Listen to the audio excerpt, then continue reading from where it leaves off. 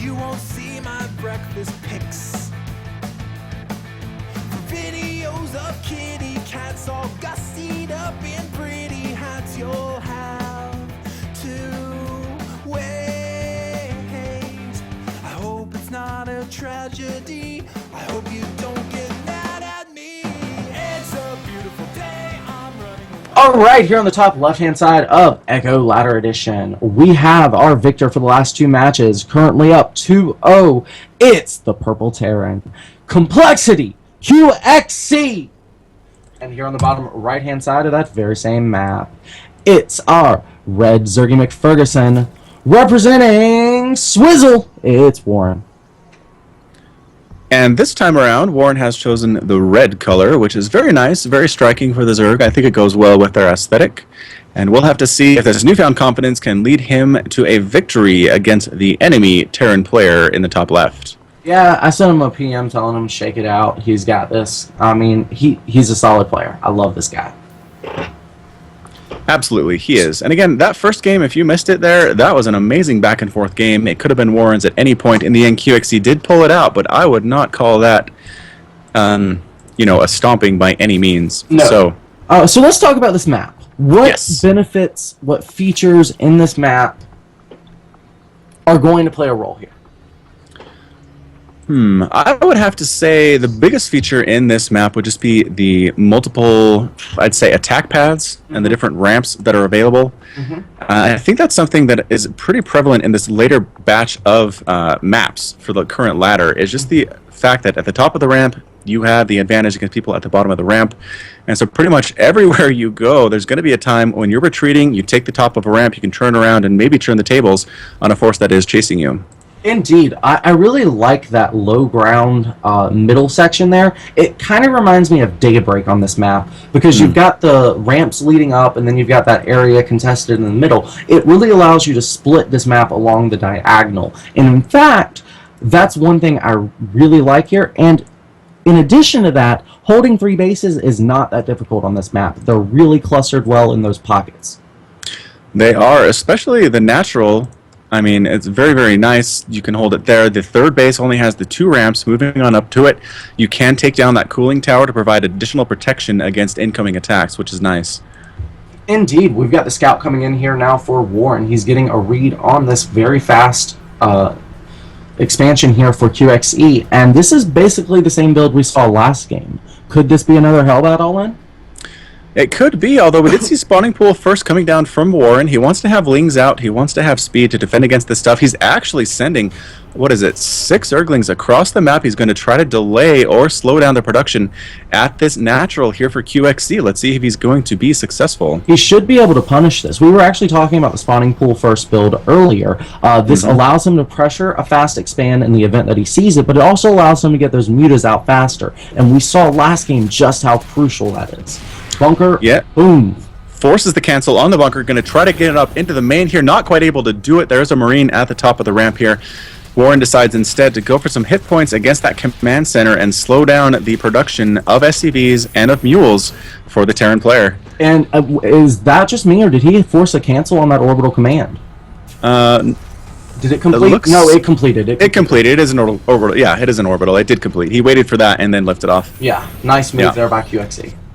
Absolutely, and there's no way the Lings are getting up this ramp, but just forcing the liftoff is huge for Warren.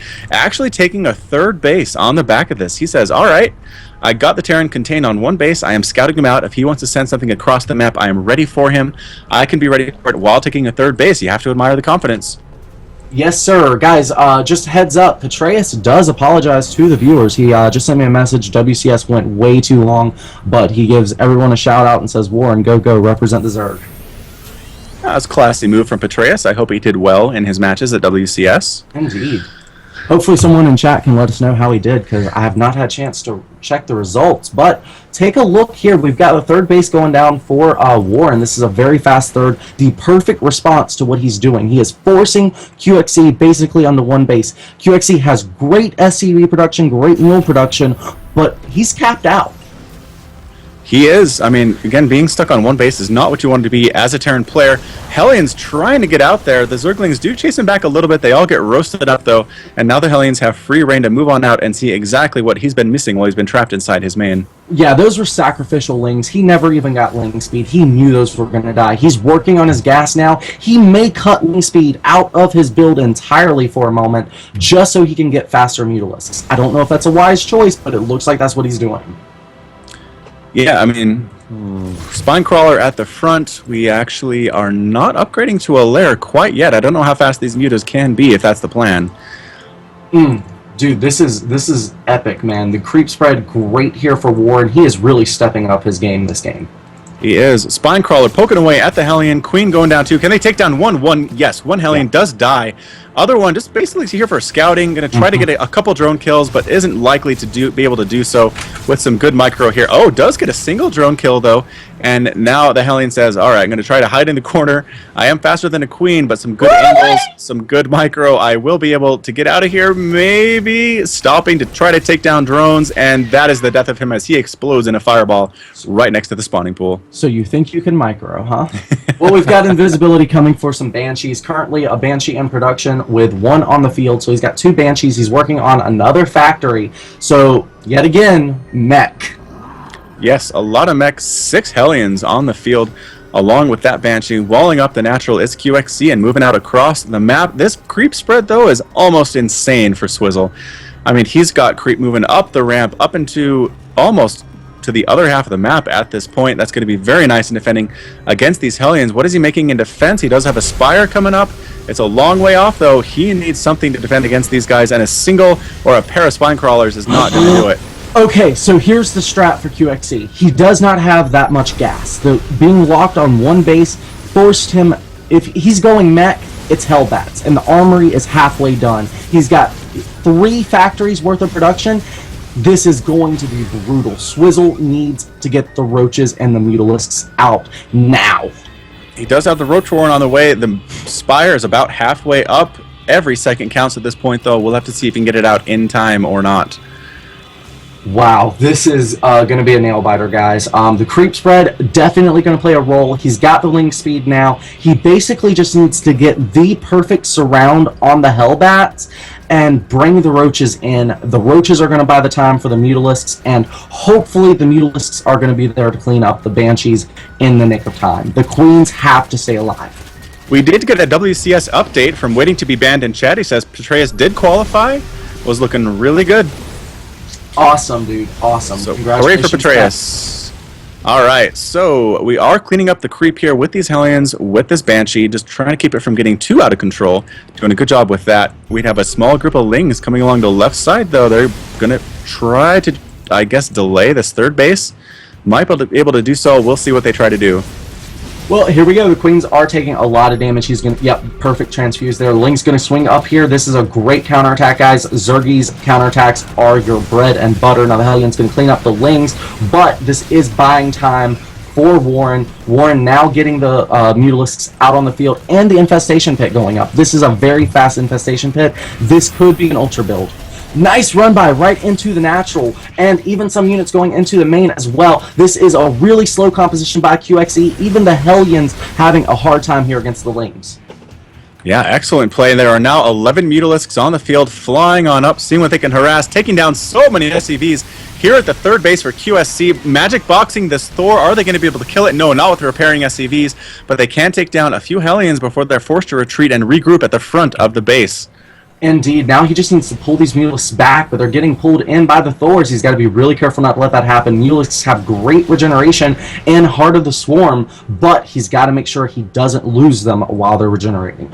They regenerate, but when they're dead, regeneration is not possible. Indeed.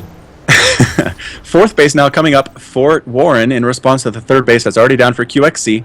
He has the Mutalisks. They are being active at this point. He is producing more and more Mutas, as well as some Roaches, getting upgrades for those Roaches. And is there another hatch going down? No, there's not. No macro hatch, but again, that fourth base is about 60% complete. Indeed, he is going to need a macro hatch in the near future because honestly, that fourth base is going to be a primary target, and if he loses that hatch, that production is going to kill him. Roaches and Mutalisks pushing right up the front door here. I don't know if this is the right decision. Does take down the turret, takes out a couple Hellions, but no, the Mutas get chased away. There are 3 Thors now with +1 upgrades, and that is enough to shoo these guys all the way back to where they came from. Well, it looks like he's tech switching. He's not producing any more Mutalisks. He's about to finish the hive. I don't know what he's tech switching into, but he doesn't want the Mutalisks for some reason. He does not. He does want a macro hatch, though. We were talking about it. He heard us. He wants that macro hatch in his main just in case something bad happens to his 4th, as you said. Okay, so where does QXC go from here? He's kind of locked in. He can't attack. If he attacks, Warren, destroys the bases. He's got a planetary fortress in production. I mean, it's a command center right now that's being built, but clearly by its position. Agreed. That will be a planetary fortress. I mean, I don't know. QXC being a little bit passive, that is kind of what you can see from a meching Terran. Which is so weird from QXC. It is, but he's allowing Warren to take his 5th base now, right along that left side towards the middle. Going to see if he can hold it, and if he can, he's going to be in a pretty good spot, throwing up spine crawlers all over his 4th base. He does not want that to die to anything stupid. He has Vipers now sucking down the health off of this hatchery. He is going to be ready for pretty much anything that QXC can throw at him. It's just a matter of reaction time and micro, I think. Blue Flame on the way. We have not seen that yet, and these Hellbats going to benefit from that. Now, the Hellbats are marching across the field. They should arrive around the time Infernal Pre-Igniter finishes, but it looks like he's coming back to his base, going to regroup with the Thors a little bit, and now he's pushing back out again. He is just biding a little bit of time. He's got about 50 seconds left on the Blue Flame, and this base is going to be the target. Roaches going ahead, getting in position. You got to love the scouting here by Warren, and the Viper's going to be here as well. Can he get a few good yoinks? We'll see. We'll have to see. A few Corruptors mixed in to deal with those Banshees. I like that choice a lot. The tanks are going to set up on this low ground. Hellbats moving right on in. They don't care about your army. They don't care about your spine crawlers. They're going to move right on in and see what damage they can do in advance of the Thors moving on up. A few Hellbats also harassing the 5th base along the left side. That might go down as well. It's all about the tanks. He's got, looks like all the tanks are dead. Now he's just yoinking a couple of the Thors, cleaning up all of the Hellbats. This is actually looking really good for Swizzle. It is. Another Thor gets yoinked in, immediately focused down, destroys. There are 1 Banshee left, as well as 3 Thors, now down to only 2 Thors. The Roaches are very, very strong, pushing on in with their +1/+1 upgrades, and they clean up that attack fairly well, although the Banshee is still here. Yeah, that came down to some excellent injects there by Warren. And in fact, look at Warren's 3rd base. It is actually getting hit by some Hellbats. The Queen's getting killed off there, and he's going to want to use some of his reinforcements there. The drones had to have been pulled off, and the Broodlord, or rather the Greater Spire, is getting bruised a little bit, but that's going to be cleaned up. Now the question is, does he still want to go for the Broodlords since QXC has scouted it? It's a good question. I mean, basically the composition that's moving across the map right now is Tank Hellion that does not shoot up. So, I mean, any air unit Zergs can have is going to be pretty good against it. I don't see any more Thors moving across the map, although there is 1 coming down the ramp and 2 more in production. So I suppose you might want to stick with things that can handle the Thors fairly well. Well, what he is doing now, he's got 3 starports that I see on the field. It's all going to come down to the starports. The problem is there are no reactors on them. True fact, although those can be made fairly quickly. Good yoinks on those Thors at the top here, taking those down. The command center upgrading the planetary, not quite yet. Hellbats doing tons and tons of damage to the Zerglings that are running in, transferring SCVs at exactly the wrong time. They're going to get caught in the crossfire. There are Vikings here to try to take down these Vipers. The Broodlords are here as well. The planetary falls. Huge, huge pickup there from Warren. So many SCVs died as well, transferring at just the wrong time. It is now 66 to 69 Harvesters. The Zerg player does have the advantage. All the while that was happening, he was using his Mutalisks in the main to target down reactors and other add-ons, which again take a little bit of time to build and will hurt the Terran production in that process. The Vikings are chasing these Broodlords home, though. There are no Corruptors, no Hydralisks, no Queens to deal with these. And that is actually a huge pickup for QXC. You want to keep those Broodlords alive just because they are so expensive. Such an investment for the Zerg. Indeed, he's working on some more Corruptors, so it looks like he may try to replenish those, but he's got the 2/2 ranged upgrades coming now and the +1 armor. So it looks like, yet again, Warren going to be taking an upgrade advantage against QXC.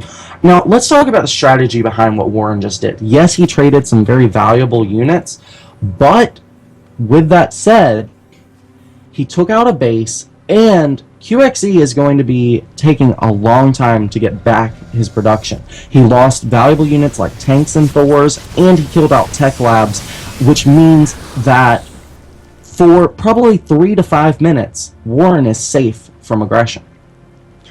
I don't know if he's safe for quite that long. I'd actually be happy to see that if I was a Zerg player, but we'll have to see. Yeah, it looks like the Thors, tanks, Vikings are setting up in a somewhat threatening advanced position, but we'll have to see if they choose to move out or just kind of fake Warren out at this point. Well, we'll see. Does he choose to max out? That's really the choice. It being QXE, he may not choose to max out, but if he did choose to do that, it's going to take a while. And it looks like he's just going to take this base, try to restock that. Is it going to stay defensive and clear off these creep, or is he going straight for that what is that, a 4th base now? 5th base? He actually has 6 bases now. Warren's up to 6. And I'm not sure if QXE actually knows about that 6th base yet. He is going to come up for what is essentially the 4th base. There are spine crawlers, there are corruptors and roaches in defense. I don't know if it's going to be enough. Here come the corruptors, though. Can take down those Vikings, get them, shoo them away, allowing the roaches to get in close. But man, those tanks in the back have +3 upgrades, and they are tearing through those roaches. Great blinding clouds on the tanks, though, and now the roaches tearing through the Thors, and it looks like the sky dominance here for Warren, but the ground dominance for QXE. Yep, the Thors are here. There are 5 of them surviving. There's still a tank in the back with 5 kills now. This base does fall. There's another push of Thors along the left side at the 5th base, Taking along with out Hellbats. too. That falls down. Excellent use of his units, not putting everybody into one basket, but instead takes down 2 bases simultaneously. QXE does not want to lose this game. No, he does not. And we've seen some very scrappy play by him in the late game, and it looks like Warren choosing to target down the Thors first. That is a great play here. The SUV is trying to come repair it, but not in the nick of time. Hillion's going to get cleaned up as well, and a tank shows up. He's going to want to target that down first. Tank's really the counter to the roaches, but he's not able to kill that, and is forced to retreat here. Yeah, we have a bit of a pincer movement coming on. Thors and a Hellbat and a tank moving along the right side, while we have a tank, Banshee, and a few Vikings along the left side. Splitting up the attention. I'm not sure if Warren is paying attention to this right side here, as that another hatchery falls down. This tank now has 9 kills. Thor, 14 kills, 10 kills, 12 kills. These are hero Thors. Hero Thors indeed, dude. Thors are epically good. In fact, that's what won it for him. QXE takes game number 3. He does. Let's go to the post game here. Yeah, I mean, that push that Warren did was good, but losing the Broodlords was a game changer. He never really had the ability to break the tank or the Thor lines after that. No, he really didn't. Just the tanks in the back, the blinding clouds were good, but just not quite enough to save those bases. I think the pincer attack, the movements from the left and the right by QXE were a really fantastic move. Warren lost a couple bases, and that was it for him. Honestly, one thing I've noticed from Warren is he's trading a lot before he gets up static defense. Yeah, you're right. He's being pretty aggressive with his units. He's losing stuff without having the safety of a whole bunch of spine crawlers at his back to prevent counterattacks. And So it's really the counterattacks, the Hellbats at the base, while the main attack is on the other side of the map. You saw it in that last battle. If there were more spines and such, before he trades the units, he wouldn't get hit so hard on the remax. Absolutely the truth. Yeah, it looks like Warren is saying that, yeah, losing those Broodlords was just huge for him. Yeah. He should have had some Corruptors rally to them to defend them, and he just didn't, and that's pretty much a huge turning point in the game.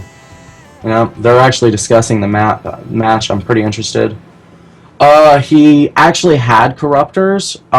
He just didn't bring them because he forgot to add them to the control group. Damn. Yeah, those little mistakes, man. At this level of the game, one tiny little mistake, one misclick can really cost you a match for sure. Indeed, man. This is no Mac. Warren begs, no Mac. QXE. QXC is considering his options and says he's ready to go. Let's face it, he's won 3-0 with Mac. What's one game of bio? Oh, such a